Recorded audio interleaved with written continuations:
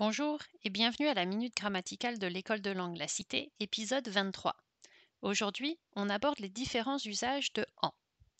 Préparez-vous à mettre cette vidéo sur pause, je vous présente aujourd'hui beaucoup de situations avec beaucoup d'exemples. En peut tout d'abord être un pronom. Par définition, un pronom sert à remplacer une information pour éviter une répétition. En peut donc remplacer une quantité déterminée ou indéterminée, le partitif pour les puristes, et quand une quantité est spécifiée, elle doit être maintenue. Par exemple, il en faut 500 grammes. En peut remplacer la préposition de. Avez-vous besoin d'une explication? Non, nous n'en avons pas besoin. En existe dans des expressions verbales figées. S'en aller, en avoir assez, en avoir marre, n'en plus pouvoir, en vouloir à quelqu'un, ou encore ne pas s'en faire. Je suis certaine que vous en trouverez d'autres.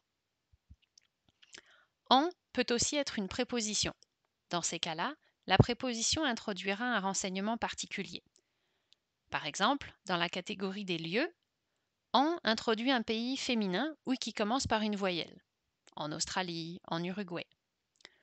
Une province, féminin, ou qui commence par une voyelle. En Colombie-Britannique, en Ontario. En peut aussi introduire un continent, en Europe, ou une région, en Gaspésie. Si vous avez regardé notre épisode 21, vous vous souviendrez que en introduit un moyen de transport dans lequel on peut entrer ou qui possède un moteur. En voiture, en avion, en montgolfière. Dans la catégorie du temps, en sert à introduire le temps nécessaire à ce qu'une action soit terminée. J'ai préparé cette vidéo en 30 minutes. Ça sert aussi pour les saisons qui commencent par un son voyelle. En été, en hiver, en automne. Ça sert pour les mois et les années. En 2019, en septembre 2019. Ça sert aussi pour quelques expressions figées, telles que en avance, en retard ou en vacances.